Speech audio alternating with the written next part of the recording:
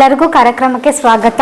ಕೇವಲ ವಿದ್ಯೆಯಿಂದ ಕಲಿತದ್ದು ಅಲ್ಪ ಕಾಲದವರೆಗೆ, ಅದೇ ವಿದ್ಯೆಯನ್ನು ಗುರುವಿನ ಸಮ್ಮುಖದಲ್ಲಿ ತಾಳ್ಮೆಯಿಂದ ಕಲಿತರೆ ಅದು ಅನಂತದ ಕಾಲದವರೆಗೆ ಅಂತ ಹೇಳುತ್ತಾ ಇಂದು ನಾನು ಈ ಸಮಾರಂಭಕ್ಕೆ ಭವ್ಯ ಸ್ವಾಗತವನ್ನು ಕೋರುತ್ತೇನೆ.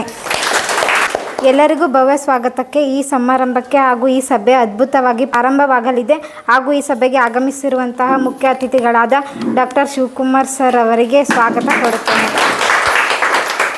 ಗ್ರಾಮ ಪಂಚಾಯಿತಿ ಅಧ್ಯಕ್ಷರಾದ ಮಂಜುನಾಥ್ ಸರ್ ಅವರಿಗೂ ಸ್ವಾಗತ ಕೋರುತ್ತೇನೆ.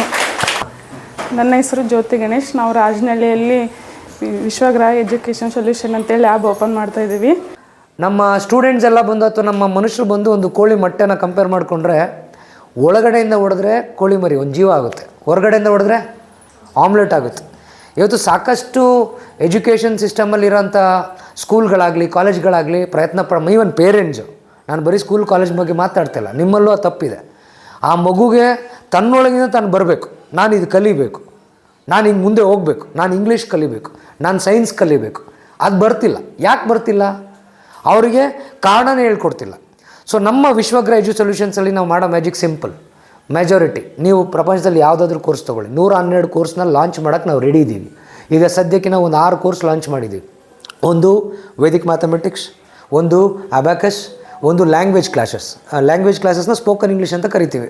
ಸ್ಪೋಕನ್ ಇಂಗ್ಲೀಷ್ ಮಾತ್ರ ಅಲ್ಲ, ಅದರಲ್ಲಿ ಇಂಗ್ಲೀಷ್, ಕನ್ನಡ, ಹಿಂದಿ 3 ಭಾಷೆ ಹೇಳ್ಕೊಡ್ತಾಯಿದ್ವಿ. ಯಾಕೆ ಇದೇನು ಮಹಾ ಅಂತ ಕೇಳೋರು ಇದ್ದಾರೆ. ಇದೊಂದು ಸ್ಪೆಷಲ್ ಕ್ಲಾಸಾ? ಇಂಗ್ಲೀಷು ಕನ್ನಡ ಹಿಂದಿ ಹೇಳ್ಕೊಡೋಕೆ ಇವ್ರ ಹತ್ರ ಹೋಗ್ಬೇಕನ್ನೋ ಕೇಳೋರಿಗೆ ನಂದೊಂದು ಸವಾಲು ಯಾವಾಗಲೂ ಇದ್ದೇ ಇದೆ. ಕರ್ನಾಟಕದಲ್ಲಿರೋ 95% ಮಕ್ಕಳುಗಳಿಗೆ ಅಪ್ ಟು PUC ಆಗಲಿ ಡಿಗ್ರಿ ಆಗಲಿ ಎಲ್ಲರಿಗೂ ಒಂದು ಸತಿ ಓಪನ್ ಚಾಲೆಂಜ್ ಹಾಕ್ಬಿಡ್ತೀನಿ. ಕರೆಕ್ಟಾಗಿ 3 ಭಾಷೆಯಲ್ಲಿ ಲಾಸ್ಟ್ ಒಂದು ವಾರದಲ್ಲಿ ಏನು ಕಲ್ತಿದ್ದೀರಾ, ಏನು ನಿಮ್ಮ ಮನೇಲಿ ನಡೆದಿದೆ ಅದನ್ನು 3 ಭಾಷೆಯಲ್ಲಿ ಬರೀರಿ. ಬರೋಕ್ಕೆ ಎಷ್ಟು ಜನಕ್ಕೆ ಸಾಧ್ಯ ಆಗ್ತದೆ? ಅಂದರೆ ಬೇಸಿಕ್ಸ್ ಮರೀತಿದ್ದಾರೆ ಮಕ್ಕಳು. ಯಾವಾಗ ಬೇಸಿಕ್ಸ್ ಗೊತ್ತಾಗಲ್ಲ ಆವಾಗ ಮೇಲ್ಗಡೆ ಹೋಗ್ತಾ ಎಜುಕೇಷನ್ ಕಷ್ಟ ಆಗುತ್ತೆ, ಆವಾಗ ಅದು ಕಾಸ್ಟ್ಲಿ ಆಗುತ್ತೆ. ಈಗಾಗಲೇ ಕೇಳ್ತಾಯಿದ್ರು, ಮಕ್ಕಳು ಆಲ್ರೆಡಿ ಸ್ಕೂಲಿಗೆ ಹೋಗ್ತಿದ್ದಾರೆ, ಕಲಿತಿದ್ದಾರೆ, ಅವ್ರಿಗೆ ಸಾಕಷ್ಟು ಹೋಮ್ವರ್ಕ್ ಇರುತ್ತೆ, ವಿಶ್ವಗ್ರಹದ್ದು ಡೈಲಿ 1 ಗಂಟೆ ಅಥವಾ ವಾರದಲ್ಲಿ 3 ಗಂಟೆ ಬಂದರೆ ಅವ್ರಿಗೆ ಇನ್ನೂ ಓವರ್ಲೋಡ್ ಆಗಲ್ವ ಅಂತ. 100% ಲೋಡ್ ಆಗೇ ಆಗುತ್ತೆ. ಹೆಂಗೆ ಅಂತಂದರೆ, ಈಗ ನೀವು ಮರ ಕಡಿತಿರ್ತೀರ, ಕೊಡ್ಲಿ ಮಂಡ ಆಯಿತು, ಹಂಗೆ ಕಡಿತಾಯಿದ್ರೆ ಮರ ಬೀಳುತ್ತಾ? ಆ ಕೊಡ್ಲಿ ಶಾರ್ಪ್ ಮಾಡೋಕ್ಕೆ ಒಂದು ಅರ್ಧ ಗಂಟೆ ಎಕ್ಸ್ಟ್ರಾ ಕೊಡ್ಲಿನ ಮಸಿಬೇಕು. ಆ ಮಸಿಯ ಕಾರ್ಯಕ್ರಮ ವಿಶ್ವಗ್ರಹದಲ್ಲಿ ನಡೆಯುತ್ತೆ. ನಿಮ್ಗೆ ಅರ್ಥ ಆಗ್ತಿದೆ ಹೇಳ್ತಿರೋದು. ನಾವು ಮರ ಕಡಿಯಲ್ಲ, ಮಕ್ಕಳೇ ಮರ ಕಡಿಯೋದು, ಶಾಲೆಗಳೇ ಮರ ಕಡಿಸೋದು, ಅಂದರೆ ಅವ್ರ ಕೆಲಸ ಸಾಧನೆ ಮಾಡೋದು. ಬಟ್ ಆ ಕತ್ತಿನ ಶಾರ್ಪ್ ಮಾಡೋ ಕೆಲಸ ವಿಶ್ವಗ್ರಹ ಮಾಡುತ್ತೆ. ಈ ಕತ್ತಿ ಶಾರ್ಪ್ ಇದ್ದಾಗ ಏನಾಗುತ್ತೆ, ಇವತ್ತು ನೀವೇನು 40,000 50,000 ಕೊಟ್ಟು 30,000 ಕೊಟ್ಟು 16 ಕಿಲೋಮೀಟ್ರ್ ದೂರಕ್ಕೆ ಕಳಿಸ್ತಾ ಇದ್ದೀರ ಮಕ್ಕಳನ್ನ, ಸ್ಕೂಲ್ ವ್ಯಾನ್ ಫೀಸ್ ಕಟ್ಟಿ, ಅವ್ರಿಗೆ ಲಂಚ್ ಬಾಕ್ಸ್ ಕಟ್ಟಿ, ಸ್ನ್ಯಾಕ್ಸ್ ಕಟ್ಟಿ, ಒಂದು 3 ರಿಂದ 4 ವರ್ಷ ಈ ಥರ ಒಂದಷ್ಟು ಸೆಂಟ್ರ್ಗಳು ನಡೆದು ಅಲ್ಲೇ ಕಲಿಕೆ ಶಾರ್ಪ್ ಆದರೆ ಮಕ್ಕಳು ಆರಾಮಾಗಿ ನಿಮ್ಮ ಊರ ಪಕ್ಕದಲ್ಲಿರೋ ಒಂದು ಗೌರ್ಮೆಂಟ್ ಶಾಲೆಗೆ ಕಲಿಸಿ, ಏನು ಫೀಸ್ ಕಟ್ದಿರಂಗೆ ಮಧ್ಯಾಹ್ನ ಮನೆಗೆ ಬರ್ತಾರೆ. ಗೌರ್ಮೆಂಟ್ ಸ್ಕೂಲಲ್ಲಿ ಊಟ ಕೂಡ ಹಾಕ್ತಾರಲ್ಲ, ಆರಾಮಾಗಿ ಊಟ ಮಾಡಿಕೊಂಡು, ಅಲ್ಲಿ ಊಟ ಚೆನ್ನಾಗಿಲ್ಲ ಅಂತಂದರೆ ಬಂದು ಮಾಡ್ಕೊಂಡು ಹೋಗ್ತಾರೆ, ಮನೇಲಿ ಮಾಡ್ಕೊಂಡೋಗಿ ಆರಾಮಾಗಿ ಕಲಿತಾರೆ, ಅವರು ಬೆಳೀತಾರೆ ಅನ್ನೋ ಒಂದು ಉದ್ದೇಶದಲ್ಲಿ ಇದು ಮಾಡಿದ್ವಿ. ನಾವೇನೇ ಚಾರಿಟಿ ಮಾಡ್ತಾಯಿದ್ದೀವ? ಡೆಫಿನೆಟಾಗಿಲ್ಲ. We are just doing business. ಏನು ಮಾಡ್ತಾಯಿದ್ದೀವಿ? ಬಿಸ್ನೆಸ್ ಮಾಡ್ತೀವಿ. ಏನು ಮಾಡ್ತೀವಿ ನಾವು? ಒಂದು 15 ರಿಂದ 20 ಜನ, ಮೊದಲು 30 ಜನ ಕರ್ಕೊತಾ ಇದ್ವಿ ವರ್ಕ್ ಫ್ರಮ್ ಹೋಮ್ ಅವ್ರನ್ನ. ಇವಾಗ ಬರೀ 15 ಜನ ಮಾತ್ರ ಕರ್ಕೊತೀವಿ. 30 ಜನಕ್ಕೆ ಕೆಲಸ ಇಲ್ಲ ಇನ್ಮೇಲೆ, 15 ಜನಕ್ಕೆ ಮಾತ್ರ. ಯಾಕಂದರೆ 30 ಜನ ಆದಾಗ ಚಿಕ್ಕ ಹಳ್ಳಿಲಿ ಜಾಸ್ತಿ ಜನ ಆಗಿಬಿಡ್ತಾರೆ. ಅದಕ್ಕೋಸ್ಕರ ಏನು ಮಾಡ್ತೀವಿ, 15 ಜನ ಮಾತ್ರ ಮತ್ತು 5 ಜನ ಟ್ರೈನರ್ಸ್ನ ತೊಗೊತಾ ಇದ್ವಿ. ಅವರಿಗೆ ಒಂದು ಕೆಲಸ ಇರುತ್ತೆ. ಮಿಕ್ಕಿದ 300 ಮಕ್ಕಳಿಗೆ, ವರ್ಷದಲ್ಲಿ 300 ಮಕ್ಕಳಿಗೆ ನಮ್ಮ ಎಲ್ಲ ಕೋರ್ಸಸ್ನು ಯಾವುದೇ ಕೋರ್ಸ್ ಬೇಕೋ ಅವರಿಗೆ. ನಾನು ಸಾಕಷ್ಟು ಸತಿ ಹೇಳ್ತೀನಿ ಪೇರೆಂಟ್ಸಿಗೆ, ಬರೀ ವೇದಿಕ್ ಮ್ಯಾಥಮೆಟಿಕ್ಸ್ ಅಂದರೆ ವೇದಿಕ್ ಮ್ಯಾಥಮೆಟಿಕ್ಸ್ ಸೇರಿಸೋದಲ್ಲ, ಬರೀ ಲ್ಯಾಂಗ್ವೇಜ್ ಅಂದರೆ ಅಲ್ಲ, ಒಂದು 2-3 ಕೋರ್ಸ್ಗಳಿಗೆ ಹಾಕಿ ಮಕ್ಕಳು 1 ವರ್ಷ 2 ವರ್ಷದಲ್ಲಿ ಕಲ್ತ್ರೆ ಅವ್ರ ಫೌಂಡೇಶನ್ ತುಂಬ ಚೆನ್ನಾಗಾಗುತ್ತೆ. ಆಮೇಲೆ 1 ವರ್ಷ ಮಕ್ಕಳು ಬಂದು ಕರೆಕ್ಟಾಗಿ ಕಲ್ತ್ರೆ, ನಮ್ಮದು ಸಾಕಷ್ಟು NGOಗಳ ಜೊತೆ ಟೈಅಪ್ ಇದ್ದಾವೆ. ಅಡ್ಮಿಷನ್ ಮಾಡಿಸೋದಲ್ಲ, ಅಡ್ಮಿಷನ್ ಮಾಡಿಸಿದ್ರೆ ನಿಮ್ಮ ಕರ್ತವ್ಯ ಮುಗಿಲಿಲ್ಲ ಅಲ್ಲಿಗೆ. ಅಡ್ಮಿಷನ್ ಆದಮೇಲೆ ಅವರಷ್ಟು ಜನ ಪಾಠ ಕಲ್ತಿರ್ಬೇಕು. ಅರ್ಥ ಆಗ್ತಿದೆ ಹೇಳ್ತಿರೋದು. ನೀವು ಅದು ಮಾಡ್ತಾ ಹೋಗಿ. ಇದು ಒಂದೇ ಅಲ್ಲ, ಎಜುಕೇಷನಿಂದ ನಾವು ದುಡ್ಡು ಸಂಪಾದನೆ ಮಾಡೋದು ಬೇಡ, ಅಲ್ಲಿಗೆ ಬಂದಿದ್ದಲ್ಲಿ ಖರ್ಚಾಗಲಿ. ಇನ್ನೂ ಸಾಕಷ್ಟು ಬಿಸ್ನೆಸ್ಗಳಿದ್ದಾವೆ. ಅದನ್ನು ವರ್ಕ್ ಫ್ರಮ್ ಹೋಮ್ವರ್ಗೆ ಆಪ್ಷನ್ ಕೊಡ್ತೀನಿ, ನಾನು ತರ್ತೀನಿ. ನಾನು 1 by 1 ತೊಗೊಂಬರ್ತೀನಿ. ಯಾಕಂದರೆ ಒಂದೇ ಸತಿ ತಂದರೆ ಮಾಡೋ ಎಬಿಲಿಟಿ ನಿಮ್ಗೆ ಇರಬೇಕು. ಸಾಕಷ್ಟು ಜನ ಸರ್ ಇಷ್ಟು ಜನಕ್ಕೆ ಕೆಲಸ ಕೊಡ್ತೀರಾ ಅಂತ, 1 ಲಕ್ಷ ಜನಕ್ಕೆ ಬೇಕಾದ್ರೆ ಕೆಲಸ ಕೊಡ್ಬೋದು. ಅದು ಕೊಟ್ಟರೆ ಕೆಲಸ ಮಾಡೋದಿದೆಯಲ್ಲ ಅದು ಕಷ್ಟ.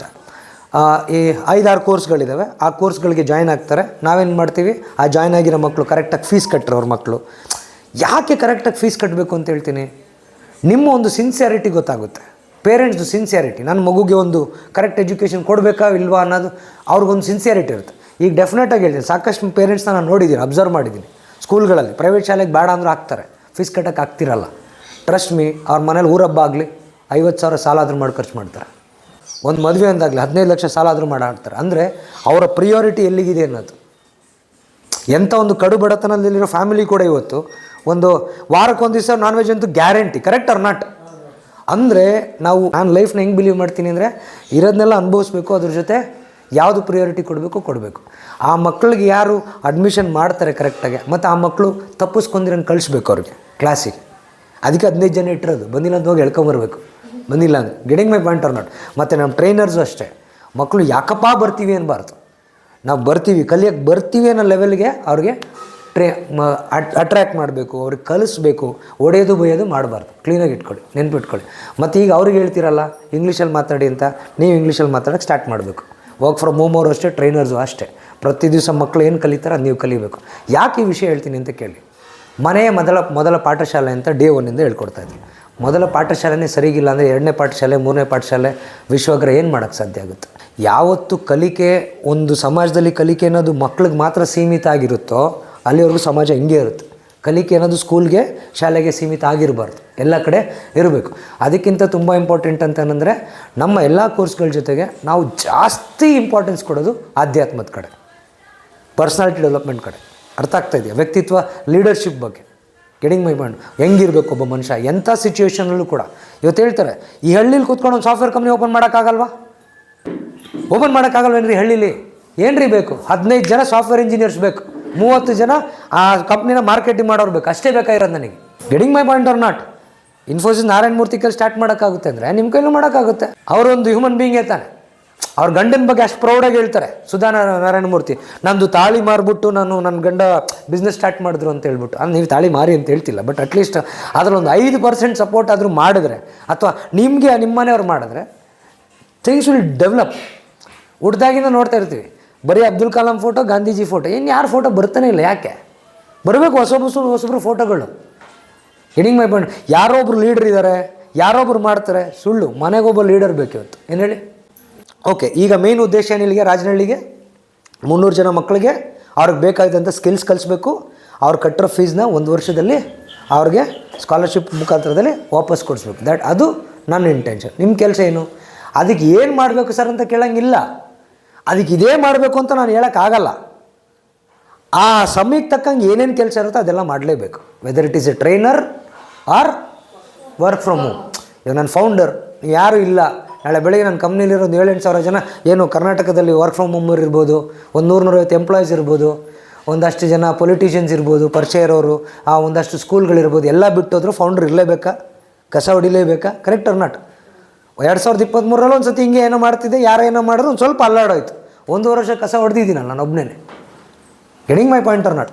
ದೇವ್ರನ್ನ ಮೇಲೆ ಪ್ರಾರ್ಥನೆ ಮಾಡೋವಾಗ ಎಲ್ಲ ಅವನ ಮೇಲೆ ಭಾರ ಹಾಕ್ಬಿಟ್ಟು ಪ್ರಾರ್ಥನೆ ಮಾಡಬೇಕು. ಕೆಲಸ ಮಾಡುವಾಗ ಎಲ್ಲ ನನ್ನ ಮೇಲೆ. ಈ ಸೆಂಟ್ರ್ ಯಾರ ಮೇಲೆ ನಡೆಯುತ್ತೆ? ನನ್ನ ಮೇಲೆ, ನಮ್ಮ ಮೇಲೆ ಅಂತ ಅಲ್ಲ. ಜ್ಯೋತಿ ಅಂದರೆ ನಾನು ಒಬ್ಬಳೇ ಇರೋದಿಲ್ಲಿ, ನಾನೇ ಮಾಡಬೇಕು. ಅರ್ಥ ಆಗ್ತದೆ? ಟ್ರೈನರ್ ಅಂತ ನಾನು ಒಬ್ಬಳೇ ಇರೋದಿಲ್ಲಿ, 30 ಜನ ಇದ್ದಾರೆ ಅಂತ ಅನ್ಕೊಂಬೇಡಿ. ಯಾವತ್ತು 30 ಜನ ಇದ್ದಾರೆ ಏನೋ ಉದ್ಧಾರ ಆಗುತ್ತೆ ಅಂತ ಅದಾಗಲ್ಲ. ಅದಕ್ಕೆ ಸಾಕಷ್ಟು ಸತಿ ನನ್ನ ಕತೆ ಹೇಳ್ತಿರ್ತೀನಿ. ಒಂದು 3 ರಿಲಿಜನ್ ಅವರು ಜಗಳಾಡ್ಕೊತಾರಂತೆ, ಹಿಂದೂ, ಮುಸ್ಲಿಂ, ಕ್ರಿಶ್ಚಿಯನ್ 3 ಜನ. ಎಕ್ಸಾಂಪಲ್ ನಾನು ಹೇಳ್ತಿರೋದು. ನಾವು ಮಾಡೋ ಕೆಲಸಗಳು ದೇವ್ರಿಗೂ ಹೆಂಗೆ ಕನ್ಫ್ಯೂಸ್ ಮಾಡುತ್ತೆ ಅಂತ ಹೇಳ್ತೀನಿ. ನಮ್ಮ ದೇವ್ರು ದೊಡ್ಡದು ಅಂತ ಹೇಳ್ತಿರ್ತಾರಂತೆ. ಮುಸ್ಲಿಮ್ ಹೇಳ್ತಾರಂತೆ ಅಲ್ಲ ದೊಡ್ಡದು. ಆಯಿತು 3 ಜನ ಟೆಸ್ಟ್ ಮಾಡೋಣ ಅಂತೇಳಿ ಒಂದು ದೊಡ್ಡ ಬೆಟ್ಟದ ಮೇಲೆ ಹೋಗ್ತಾರಂತೆ. ದೂಕನ, ಇದು ಕತೆ ಕೇಳಿರ್ತೀರ ನೀವು. ದೂಕನ ಯಾರು ದೇವ್ರು ಬಂದು ಕಾಪಾಡ್ತಾರೆ ಅವರೇ ಅಂತೇಳಿ. ಮುಸ್ಲಿಮ್ ಜಂಪ್ ಮಾಡೋ ಅಲ್ಲ ಅಂದ್ರಂತೆ, ಅಲ್ಲ ಬಂದು ಕಾಪಾಡಿದ್ರಂತೆ. Safe. Correct or not? Next Christian Jesus ಅಂತ ಜಂಪ್ ಮಾಡೋದನ್ನು ಜೀಸಸ್ ಬಂದು ಕಾಪಾಡೋದ್ರಂತೆ. ಹಿಂದೂ ಕನ್ಫ್ಯೂಷನ್ ಯಾರನ್ನ ಕರೀಲಿ ಅಂತ. ರಾಮಕೃಷ್ಣ ಅಂತ ಹೇಳ್ಬಿಟ್ಟು ಜಂಪ್ ಮಾಡೋದಂತೆ. ರಾಮಕೃಷ್ಣ ಇಬ್ಬರು ನೋಡ್ತಾರೆ, ಕೃಷ್ಣ ಹೋಗ್ಲಿ ಅಂತ ರಾಮ, ರಾಮ ಹೋಗ್ಲಿ ಅಂತ ಕೃಷ್ಣ, ಇಬ್ಬರು ಹೋಗಿಲ್ಲ ಅಂತ. ಅಂದರೆ ನಿಮ್ಗೆ ಅರ್ಥ ಆಗ್ತಿಲ್ಲ? ಹಂಗೆ ನೀವಿಲ್ಲಿ 30 ಜನ ಇದ್ದೀವಿ, ನಾನು ಮಾಡಿಲ್ಲ ಅಂದ್ರೆ ಅವ್ರು ಮಾಡ್ತಾರೆ ಅಂದರೆ ಮಕ್ಳ ಕತೆ ಹಂಗಾಗುತ್ತೆ. ಬೆಟ್ಟದ ಮೇಲೆ ದೂಕ್ದಂಗೆ ಆಗುತ್ತೆ. ಕರೆಕ್ಟ್ ಅರ್ಥ ಆಗ್ತದೆ? ಆಲ್ರೆಡಿ ಅವ್ರಿಗೆ ಸರಿಯಾಗಿ ಎಜುಕೇಷನ್ ಸಿಗ್ತಿಲ್ಲ. ಅದ್ರ ಮೇಲೆ ಇನ್ನೊಂದು ವಿಶ್ವಗ್ರಹ ಒಂದು ಬಂತು, ಇನ್ನೊಂದು 3,000 ಕಟ್ಟಿದ್ವಿ. ಇನ್ನೂ ದುಡ್ಡಿನ ಪ್ರಶ್ನೆ ಬಿಟ್ಟಾಕಿ ಇಲ್ಲಿ. ಅವ್ರ ಅಮೂಲ್ಯವಾದ ಸಮಯ ಏನು ತಗೊಡ್ತಾರಲ್ಲ. ಶಾಲೆಯಲ್ಲಿ ಒಂದು ಟೀಚರ್ ಹೆಂಗೆ ಯೋಚನೆ ಮಾಡಬೇಕು ಗೊತ್ತಾ? ಆ ಸೆಕ್ಯೂರಿಟಿ ಗಾರ್ಡ್ ಹೆಂಗೆ ಯೋಚನೆ ಮಾಡಬೇಕು ಗೊತ್ತಾ? ಒಂದು ಶಾಲೆಯಲ್ಲಿರೋ ಸೆಕ್ಯೂರಿಟಿ ಗಾರ್ಡು, ಒಂದು ಮಗು ನಮ್ಮ ಶಾಲೆಗೆ 8 ಗಂಟೆ ಬರ್ತೈತೆ, ಅವನ ಜೀವನದಲ್ಲಿರೋ 8 ಗಂಟೆ ನನಗೆ ಕೊಡ್ತಿದ್ದಾನೆ. ರೀ ಭೂಮಿಯಲ್ಲಿ ದುಡ್ಡು ಎಷ್ಟು ಬೇಕಾದ್ರೂ ಕೊಡ್ಬೋದು. ನಿಮ್ಮ ಜೀವನದಲ್ಲಿ 1 ಗಂಟೆ ಕೊಡೋದಿದೆಯಲ್ಲ, 1 ಗಂಟೆ ಜೀವನ, ಅದ್ರ ಬದಲು ಟಿ ವಿ ನೋಡ್ಬೋದು, ಅದ್ರ ಮೊದಲು ಬಿರಿಯಾನಿ ತಿನ್ಬೋದು, ಅದ್ರ ಮೊದಲು ಸಿನಿಮಾ ನೋಡ್ಬೋದು, ಏನೋ ಮಾಡ್ಬೋದಲ್ಲ. ಅವ್ರು ಬರ್ತಾರೆ ಅಂದರೆ 1 ಗಂಟೆಗೆ ವ್ಯಾಲ್ಯೂ ಕೊಡಬೇಕು. ಏನಕ್ಕೆ ಬರ್ತಾರೆ? ಅವ್ರಿಗೆ ಕ್ಲಾರಿಟಿ ಇಲ್ಲ. ಅವ್ರು ಏನಕ್ಕೆ ಇಲ್ಲಿ ಬಂದಿದ್ದಾರೆ ಇವ್ರಿಗೆ ಕ್ಲಾರಿಟಿ ಇಲ್ಲ. ಆ ಥರ ಮಾತ್ರ ಆಗಬಾರ್ದು. ಅಟ್ಲೀಸ್ಟ್ ಒಂದು ಹಳ್ಳೀಲಿ 30 ಜನಕ್ಕೆ ಗೂಗಲ್ ಲೊಕೇಶನ್ ಕಳ್ಸೋಕ್ಕಾದ್ರೂ ಬರುತ್ತೆ, ಝೂಮ್ ಮೀಟಿಂಗ್ ಆದರೂ ಬರುತ್ತೆ ಅಂದರೆ ಅದು ಬರ್ದಿಲ್ದಿರೋರು ವರ್ಕ್ ಫ್ರಮ್ ಹೋಮಿಗೆ ಬರ್ತಿದ್ದಾರೆ. ಈಗ ಅವ್ರಿಗೆ ಬೇಸಿಕ್ಕಿಂದ ಟ್ರೈನ್ ಮಾಡಬೇಕು ಅಂದರೆ ಸ್ವಲ್ಪ ಖರ್ಚಾಗುತ್ತೆ, ಕರೆಕ್ಟ್ ಅರ್ ನಾಟ್? ಅದಕ್ಕೆ ಏನು ಮಾಡ್ತೇನೆ, ಫಿಲ್ಟರ್ ಮಾಡೋಕ್ಕೆ ಇನ್ಮೇಲೆ ವರ್ಕ್ ಫ್ರಮ್ ಹೋಮ್ ಟೀಮ್ 15 ಜನ ಮಾತ್ರ ಇರ್ತಾರೆ. ಏನು ಹೇಳಿ? 15 ಜನ ಮಾತ್ರ. ಇನ್ನೂ ಮಿಕ್ಕಿದವ್ರು ಯಾಕೆ ಸರ್ ನಮ್ಮ ಹಳ್ಳಿಲಿ ನಮಗೆ ಚಾನ್ಸ್, ಅವ್ರಿಗೆ ಬೇರೆ ಪ್ರಾಜೆಕ್ಟ್ ನೋಡೋಣ, ಥಿಂಕ್ ಮಾಡೋಣ ಆಮೇಲೆ ಆಗಸ್ಟ್ 15 ಮೇಲೆ. ಇವಾಗ 10 ಹಳ್ಳಿ ಏನು ಮಾಡಿದ್ದು ದಾವಣಗೆರೆ, ಇದು ಬಿಟ್ಟು ಮುಂದಕ್ಕೆ ಏನೇ ಮಾಡಿದ್ರು ಕೂಡ 15 ಜನ ಮಾತ್ರ ತೊಗೊತೀವಿ ವರ್ಕ್ ಫ್ರಮ್ ಹೋಮು. ಅವರಿಗೆ 3,540 ರೂಪಾಯಿ. ನೀವು 354 ರೂಪಾಯಿ ಕಟ್ಟಿದ್ದೀರಲ್ಲ, ಅದೇ ಕೆಲಸಕ್ಕೆ 3,540 ರೂಪಾಯಿ. ಬಟ್ ನಿಮಗೆ 5,000 ಸ್ಯಾಲ್ರಿ ಇದೆ, ಅವರಿಗೆ 8,000 ಇರುತ್ತೆ ಸ್ಯಾಲ್ರಿ ಸ್ವಲ್ಪ ಜಾಸ್ತಿ ಇರುತ್ತೆ. ಮತ್ತು ಟ್ರೈನರ್ಸ್ಗಳಿಗೆ 6,540 ರೂಪಾಯಿ. ಗೊತ್ತಾಗ್ತದೆ ಹೇಳ್ತಿರೋದು? ಅದು ಅಷ್ಟೇ ಮೆಟೀರಿಯಲ್ ಚಾರ್ಜ್. ಇವಾಗ ಇಷ್ಟು ದಿವಸ ಏನು ಕಟ್ಟಿದ್ದು ಆ ಮಾಡಲ್ ಹಂಗೆ ಇರುತ್ತೆ. ಈಗ ಇಲ್ಲಿ 25 ಜನ ಇದ್ರಲ್ಲ, ಇಷ್ಟೇ ಇರ್ತಾರೆ, ಇದಕ್ಕಿಂತ ಕಮ್ಮಿನೂ ಮಾಡಲ್ಲ, ಈಗಿನ ಜಾಸ್ತಿನೂ ತೊಗೊಳ. ಯಾರಾದರೂ ಬಿಟ್ಟು ಹೋದರೆ it's okay, thank you very much. But ಹೇಳ್ತೀನಿ, ಟೀಮಲ್ಲಿ ಕೆಲಸ ಮಾಡಬೇಕು. 30 ಸರ್ವೆ ಮಾಡಬೇಕಾ, 500 ಸರ್ವೆ ಮಾಡಬೇಕಾ, ಇಲ್ಲ ಇಡೀ ದಾವಣಗೆರೆ ಸರ್ವೆ ಮಾಡಬೇಕಾ, ಕರ್ನಾಟಕ ಸರ್ವೆ ಮಾಡಬೇಕಾ, ಡಿಸಿಷನ್ ಯಾರು ತೊಗೊಳೋದು? ನೀವೇ ತೊಗೊಳೋದು. ಅರ್ಥ ಆಗ್ತಿದೆಯಾ? ಇವತ್ತೇನು 300 ಮಕ್ಕಳಿಗೆ ನೀವು ಕ್ವಾಲಿಟಿ ಎಜುಕೇಷನ್ ಕೊಟ್ಟರೆ ನಿಮಗೆ ವರ್ಷದಲ್ಲಿ 60,000 ಬರುತ್ತೆ. 5,000 ಅಂತ ತೊಗೊಂಡ್ರೆ 3,000 ಮಕ್ಕಳಿಗೆ ಆನ್ಲೈನಲ್ಲಿ ಕೊಡ್ತೀನಿ ಅಂತ ನೀವು ಡಿಸೈಡ್ ಆದರೆ 10 ವರ್ಷ ಆಗುತ್ತೆ ನಿಮ್ದು ಇನ್ಕಮ್. ನಿಮ್ಗೆ ಅರ್ಥ ಆಗ್ತಿದೆ? ಅರ್ಥ ಆಗ್ತಿಲ್ಲ? ನಾಳೆ ಏನಾಗ್ತೀರಾ? ಇವತ್ತು ಸೆಂಟರ್ ಹೆಂಗೆ ನಡೆಸೋದು ಅಂತ ಅರ್ಥ ಮಾಡ್ಕೊತಾ ಇದ್ದೀರಾ. ಒಂದು ಲ್ಯಾಬ್ ಹೆಂಗೆ ಮಾಡೋದು, ಒಂದು ಪಾಠ ಹೆಂಗೆ ಮಾಡೋದು, ಅಡ್ಮಿಷನ್ ಹೆಂಗೆ ಮಾಡೋದು, ಒಂದು ಬಿಸ್ನೆಸ್ ಮಾಡಲೇ ಅರ್ಥ ಮಾಡೋದು, ಒಂದು ಶಾಲೆ ಓಪನ್ ಮಾಡೋದು ಹೇಳ್ಕೊಡ್ತಿದ್ದೀನಿ ನಿಮಗೆ, ಗೊತ್ತಾ? ಆಲ್ಮೋಸ್ಟ್ ಹೋಗ್ತಾ ಹೋಗ್ತಾ ದೊಡ್ಡ ದೊಡ್ಡ ಶಾಲೆಗಳು ಬರಲಿ. ನಮ್ಮದೇ ವಿಶ್ವಗ್ರಹ ಕಡೆಯಿಂದ ನಾನು ವೆಲ್ಕಮ್ ಮಾಡ್ತೀನಿ. ಯಾವುದಾದ್ರು ದೊಡ್ಡ ದೊಡ್ಡ ಶಾಲೆಗಳಾಗಲಿ, ಯಾವುದಾದ್ರು ದೊಡ್ಡ ಟ್ರಸ್ಟ್ಗಳಾಗಲಿ, ಇಲ್ಲ ಸರ್ ತಾಲೂಕಿಗೊಂದು 10,000 ಮಕ್ಕಳಿಗೆ ಫ್ರೀ ಎಜುಕೇಷನ್ ಕೊಡೋಂಥವ್ರು ನಾವು ಇದ್ದೀವಿ ಅಂತ ಯಾವುದೋ ಒಂದು ಕಂಪ್ನಿ ಬಂತು ಅಂತಂದರೆ, ಯಾವುದೋ ಸ್ಕೂಲ್ ಬಂತು ಅಂತಂದರೆ will support them. But 0 fees ಇರಬೇಕು. ಅರ್ಥ ಆಗ್ತದೆ? ಅಂಥ ಶಾಲೆಗಳಿಗೆ ಬಂದಾಗ ಸಪೋರ್ಟ್ ಮಾಡೋಣ. ಇಲ್ಲ ಗೌರ್ಮೆಂಟ್ ಶಾಲೆನೇ ಚೆನ್ನಾಗಾಗುತ್ತೆ ಅಂದರೆ ಅದೇ ಚೆನ್ನಾಗಾಗಲಿ. ಈಗ ಇಲ್ಲಿ ನಮ್ಮ ARVR ಲ್ಯಾಬಲ್ಲಿ ಏನೇನಿರುತ್ತೆ, ಡೇ 1 ನಾನು ಎಲ್ಲ ತಂದು ಹಾಕಲ್ಲ. ಕ್ಲಿಯರಾಗಿ ತಲೆಯಲ್ಲಿ ಇಟ್ಕೊಳ್ಳಿ. ಈಗ ಸ್ಪೋಕನ್ ಇಂಗ್ಲೀಷ್ಗೆ 50 ಜನ ಮಕ್ಕಳು ಸೇರ್ಕೊಂಡಿದ್ದಾರೆ ಅಂತ ಇಟ್ಕೊಳ್ಳಿ. ಪ್ಯಾನಲ್ ತೊಗೊಂಬಂದು ಏನು ಮಾಡಲಿ ನಾನು? ವೇಸ್ಟ್ ಅಲ್ವಾ? ARVR ಲ್ಯಾಬ್ಗೆ ಮಕ್ಕಳು ಅಡ್ಮಿಷನ್ ಆಗಿದ್ದಾರೆ ಅಂತಂದರೆ ಅದೆಲ್ಲ ತಂದು ಹಾಕ್ತೀವಿ. ಅರ್ಥ ಆಗ್ತದೆ? ಇವಾಗ ಏನಿರುತ್ತೆ, ಫಸ್ಟ್ ಒಂದು ವೈಟ್ ಬೋರ್ಡ್ ಬರುತ್ತೆ, ಒಂದು 5 ಕಂಪ್ಯೂಟ್ರ್ ಬರುತ್ತೆ, UPS ಬರುತ್ತೆ. ಓಕೆ, ಅದಾದಮೇಲೆ ಕರೆಕ್ಟಾಗೆಲ್ಲ ಸ್ಟ್ರೆಂತೆಲ್ಲ ಆಗ್ತಿದೆ, ನಿಜವಾಗ್ಲೂ ಅಲ್ಲಿ ಯೂಸ್ ಆಗುತ್ತೆ. ಇವಾಗ ಶಾಲೆಗಳೆಲ್ಲ ತಂದಿಟ್ಕೊಂಡಿರ್ತಾರೆ ಎಲ್ಲ ಟಿ ವಿ ಥರ, ಯಾವುದು ಆನ್ ಹೋಗ್ತಿರಲ್ಲ, ವರ್ಕ್ ಆಗ್ತಿರಲ್ಲ, ಸುಮ್ಮನೆ ಇರುತ್ತೆ. ನಮ್ದು ಹಂಗಲ್ಲ, ಹಾಕಿದ್ರೆ ವರ್ಕ್ ಆಗಬೇಕು. ಏನು ಹೇಳಿ? ಹಾಕಿದ್ರೆ ವರ್ಕ್ ಆಗಬೇಕು. ಸಾಫ್ಟ್ವೇರ್ ಕೋರ್ಸಸ್ ಸ್ಟಾರ್ಟ್ ಮಾಡ್ತಾಯಿದ್ದೀವಿ ಬರೋ ತಿಂಗಳಿಂದ, ಆಗಸ್ಟ್ 15 ಮೇಲೆ. ಜಾವಾ, ಪೈಥಾನ್, ಇವತ್ತು ಸಾಫ್ಟ್ವೇರ್ ಇಂಜಿನಿಯರ್ಗೆ AI ಕೋರ್ಸಸ್ ಎಲ್ಲ ಸ್ಟಾರ್ಟ್ ಮಾಡ್ತಾಯಿದ್ದೀವಿ. ಎಷ್ಟು ರೇಟಲ್ಲಿ? 3,000, 5,000, 8,000ದಲ್ಲಿ ವರ್ಷಕ್ಕೆ ಟ್ರೈನಿಂಗ್. ಯಾರು ಹೇಳ್ಕೊಡ್ತಾರೆ?